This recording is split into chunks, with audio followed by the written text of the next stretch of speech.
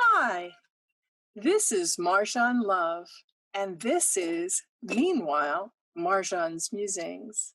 And today's show is a short that I'm doing from my whisper room at my house. Can you see my angel in the background? And Kuan Yin? I keep these icons of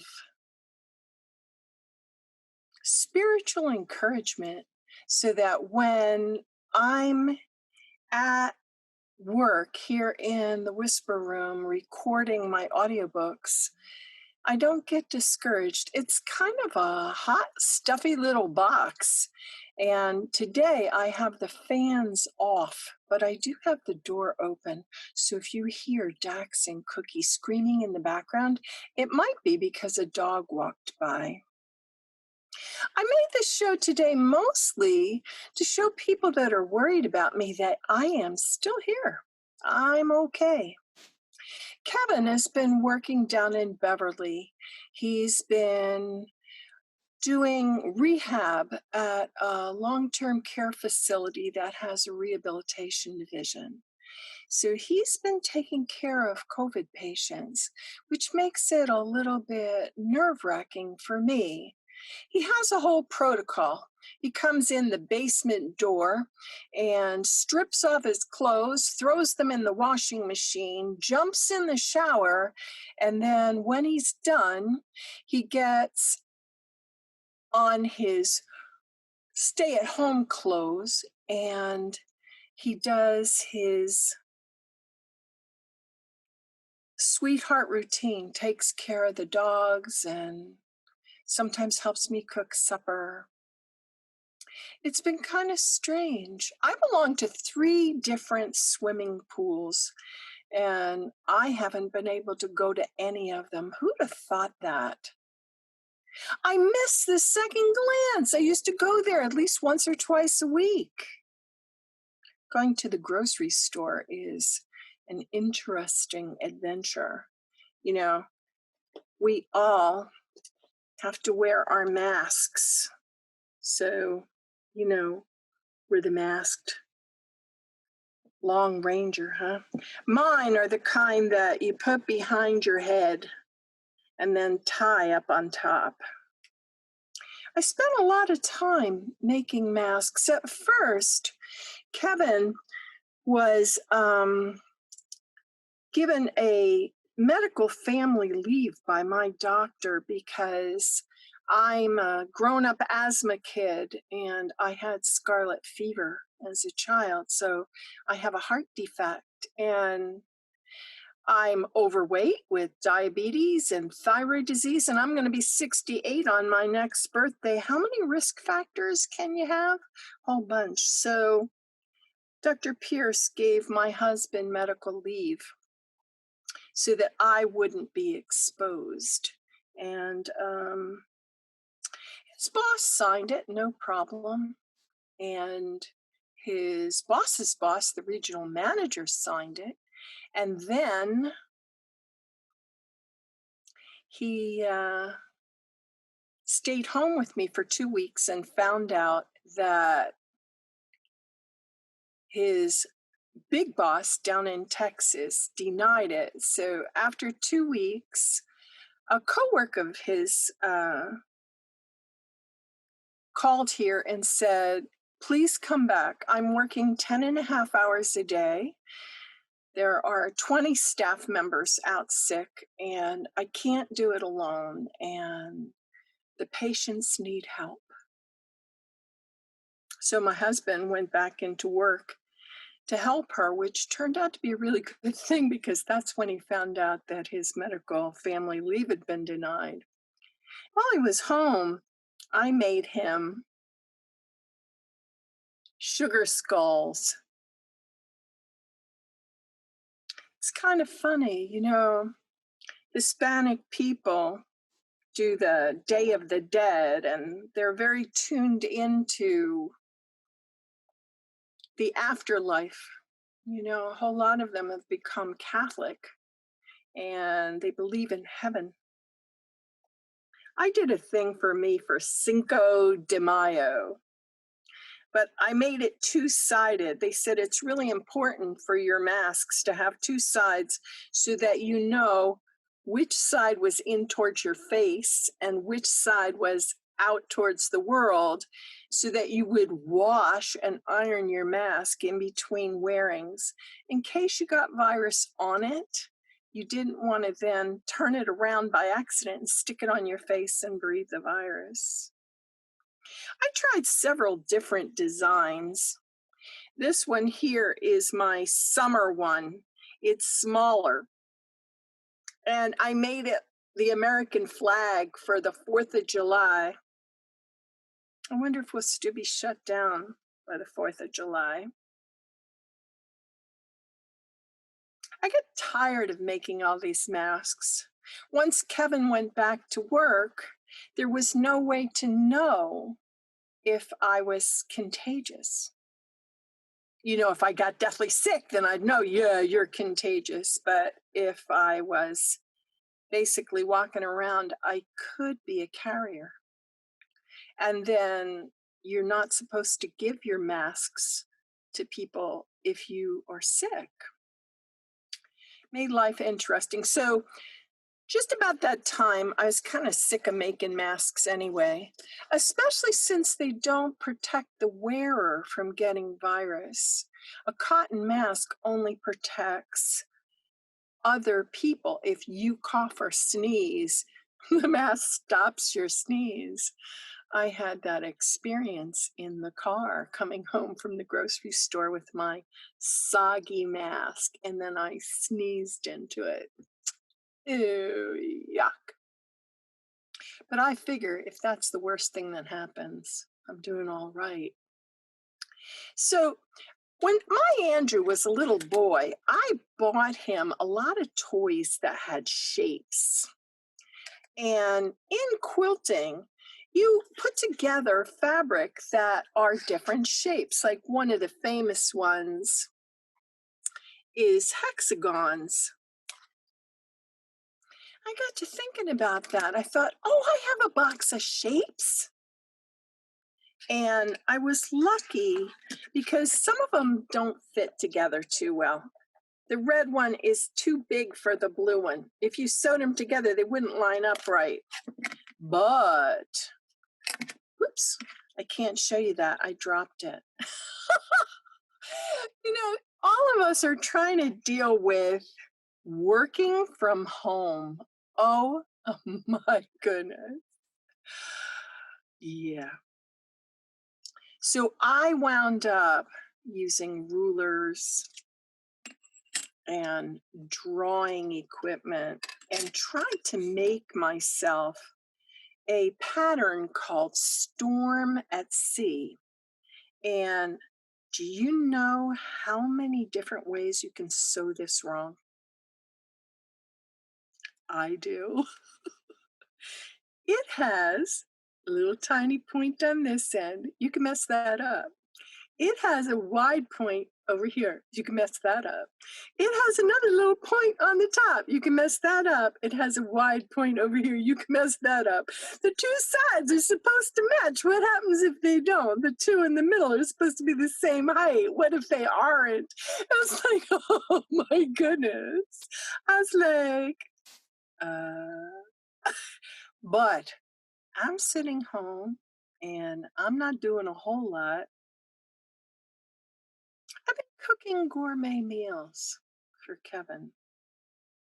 I got to thinking, if he caught it, and he's in his 60s as well, what if he died?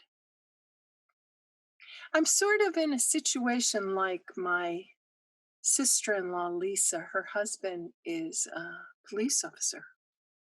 I said to her, how do you manage?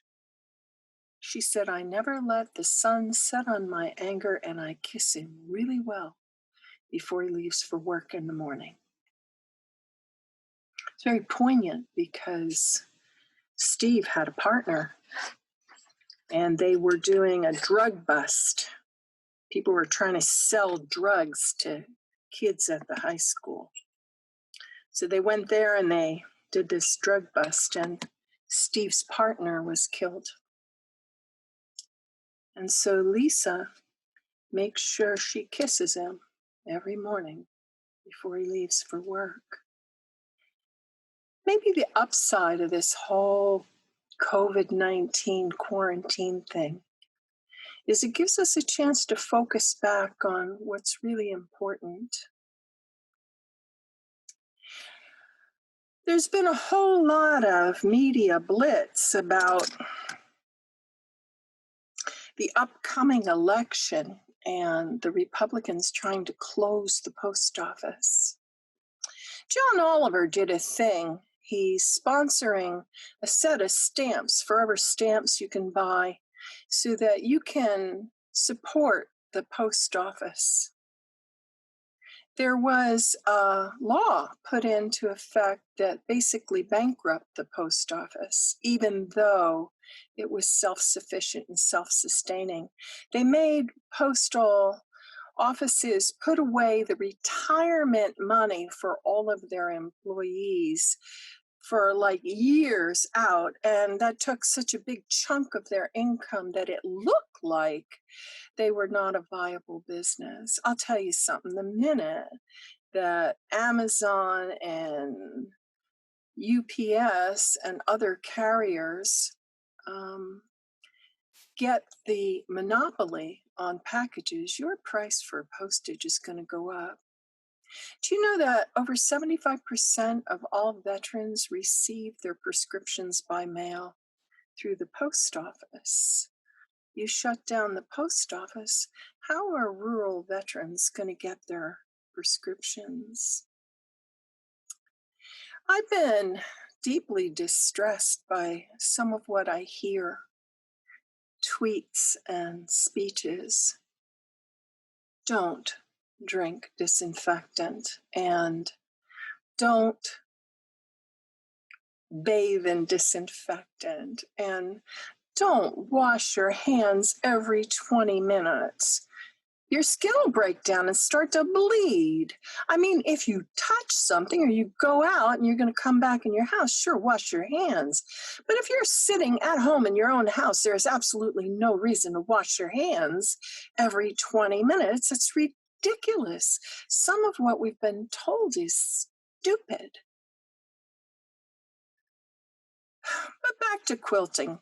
I have a cutting mat and I have fancy quilting template rulers. And I've been working on that Storm at Sea pattern. And one of the blocks that I'm making for it is this. I don't know if you can see it, it's kind of weird. It's the American flag upside down, the way it's supposed to be displayed at times of distress. And if how many 100,000 dead is it today, if that's not distressing, I don't know what is. A friend of mine, Paul, sent me a poem. The title of it is Fear for Sale. It's a pretty good poem. I sent him a piece of prose I wrote, kind of blank verse, called Nightmare.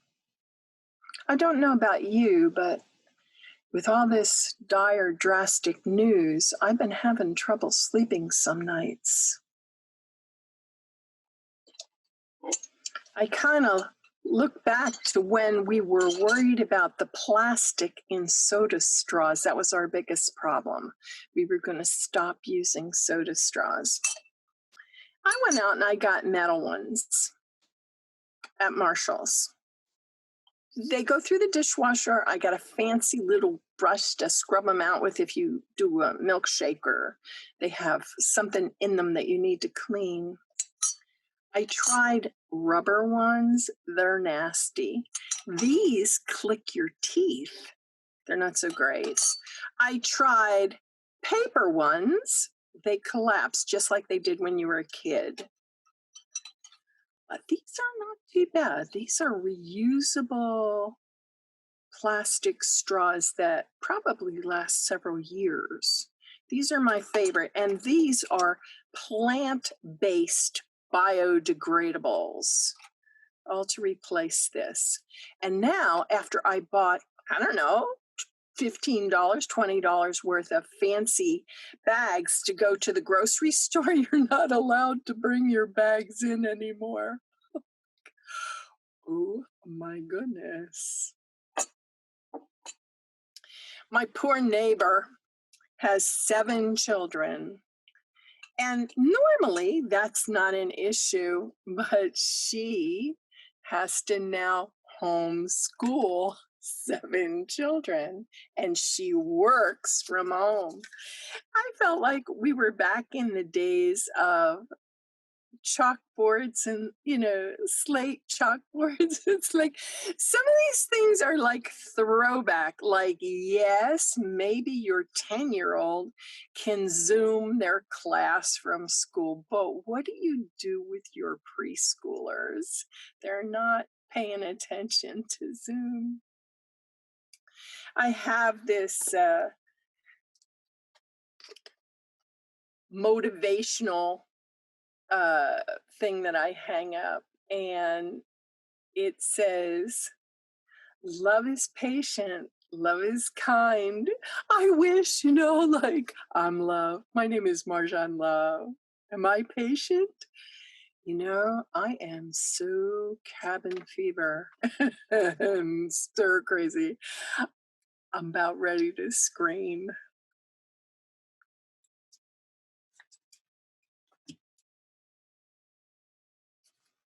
I wanted to talk to you about this little book. It's called Simple Courtesies: How to Be a Kind Person in a Rude World by Janet Gallant. It's a Reader's Digest book.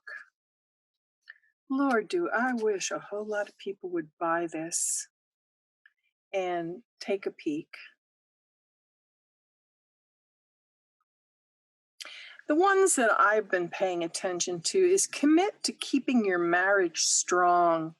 Recognize at times each of you will expend more effort and do more compromising than the other.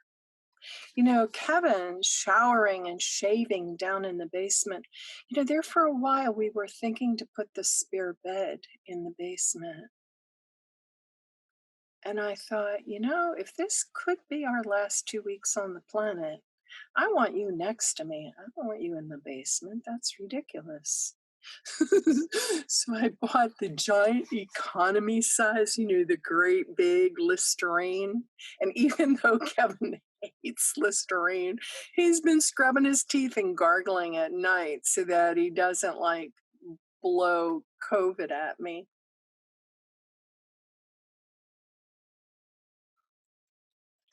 I don't know about you, but when times get tough, I like to read. I got a hold of an old-fashioned book, The Borrowers. They made the animated series, The Littles, based on this. This book is so old that the library put it for sale,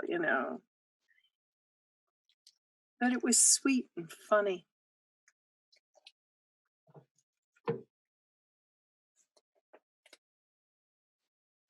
I've been writing in my journal too.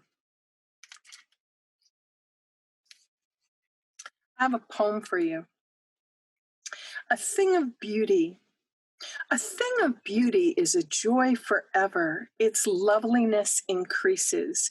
It will never pass into nothingness, but still will keep a bower quiet for us, and a sleep full of sweet dreams and health and quiet breathing. Therefore, on every morrow, we wreathing a flowery band to bind us to the earth, spite of despondence, of the inhuman dearth of noble natures, of the gloomy days, of all the unhealthy and o'er-darkened ways made for our searching, Yes, in spite of all, some shape of beauty moves away the pall from our dark spirits, such the sun, the moon, trees old and young, sprouting a shady boon for simple sheep. And such are daffodils, with the green world they live in, and clear rills that for themselves a cooling covert make. 'Gainst the hot season, the mid-forest brake, rich with a sprinkling of fair musk rose blooms, and such too is the grandeur of the dunes we have imagined for the mighty dead, all lovely tales that we would have heard or read, an endless fountain of immortal drink pouring unto us from the heavens brink. John Keats.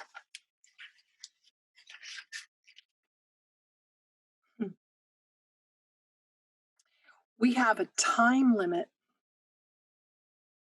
so I'm not going to go into a whole big discourse on my Ukrainian Easter eggs I was going to talk to you about.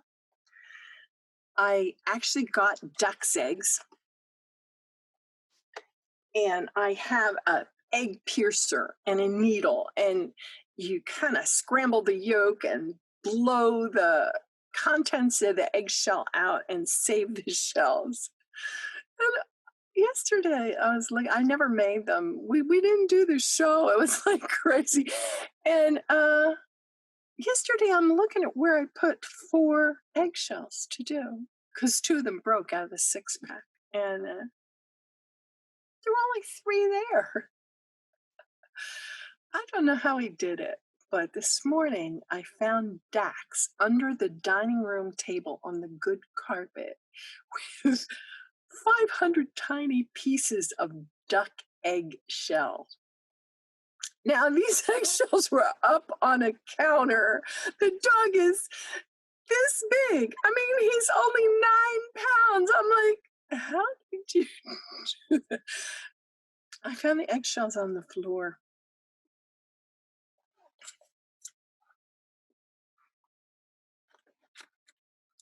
If they ever liberate us and let us back out of the house and open up the Y, I bought myself big bottom pants and a big top so that when I get back in the pool, my swimming suit won't burst.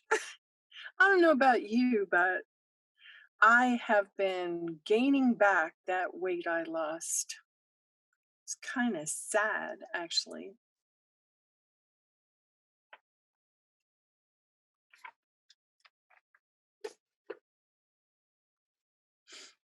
I wanted to show you the catalog from Northern Sun. On the cover of it, it has the Earth from space, and it says, there is no planet B. We're nearly out of time, and I haven't seen you guys in a long time. But one of the things I'm going to be doing between now and when I see you again is I'm going to be using this Morse code chart. I want to put a message in my Storm at Sea quilt, but I don't want it to be a strident, loud message. I want it to be kind of a quiet, secret message. I thought, how can I put a message in my quilt in such a way that someone interested could read it, but it wouldn't be obnoxious and in your face?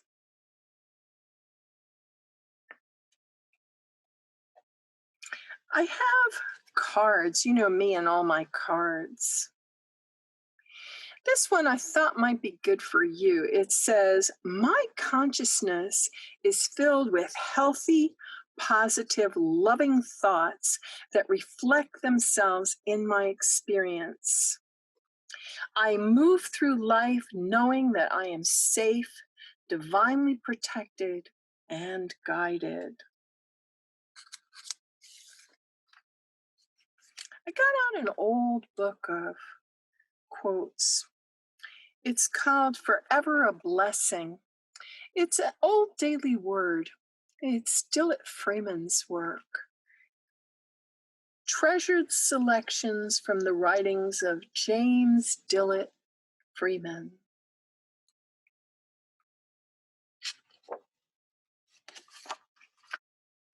He lived to be a ripe old age. I think a whole lot of us will too.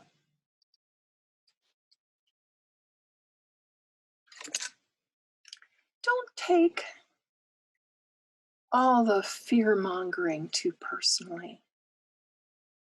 You know, my husband and I thought about it a lot. If this is an airborne virus, we're all going to get it eventually. Hopefully, if and when we do, it will have calmed down a bit. Viruses don't exist long if they kill their hosts.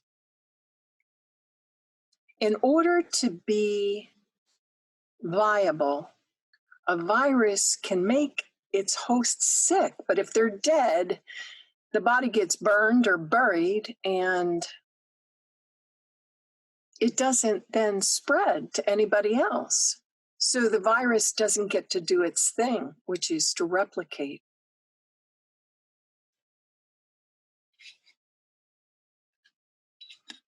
One of the things that have helped me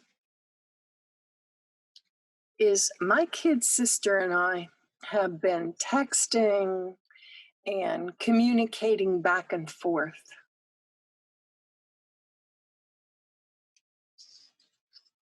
She's a real joy in my life. I think it's important that we maintain as much contact with our families as possible.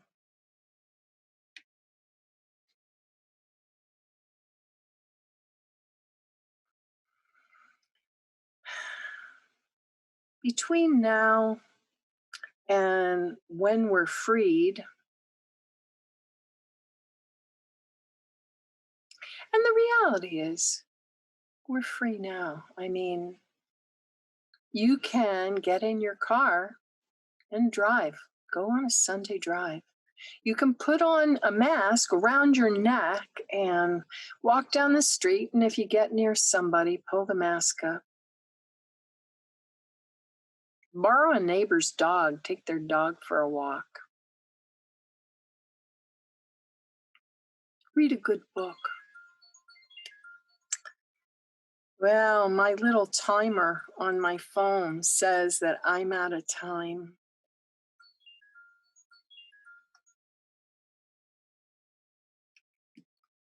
I have a coaster. It says, "Keep calm. I'm an occupational therapist."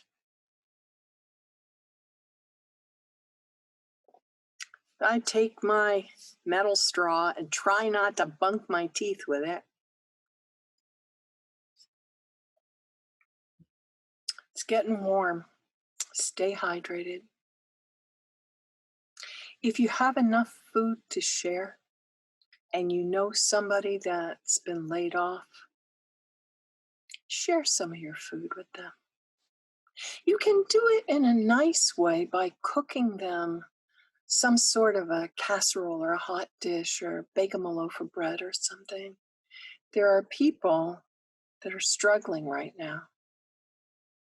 And we need to take care of each other during this time. Be alert to what's going on behind the scenes. Do you remember in The Wizard of Oz, Dorothy and the Tin Man and the Straw Man and the Lion come in to this big hall and they see somebody behind a curtain, and the big and powerful Oz, don't pay any attention to that man behind the curtain. There's a lot of showmanship going on right now. At the same time that laws to protect migratory bird flyways that have been in law for over 100 years are trying to be upturned. Pay attention to what's going on behind the scenes. That's all for now. This is Marjohn Love, and this has been, meanwhile, Marjohn's Musings.